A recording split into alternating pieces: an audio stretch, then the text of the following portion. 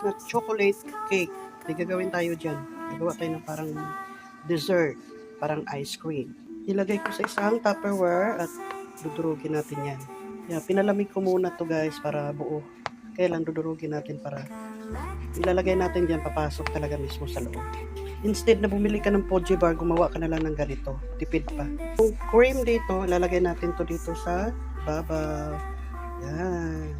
Tatabunan natin siya lahat. Yan. So, ayan na, tatakpan natin. Lagay natin sa freezer, palamigin. Yan, dyan na lang.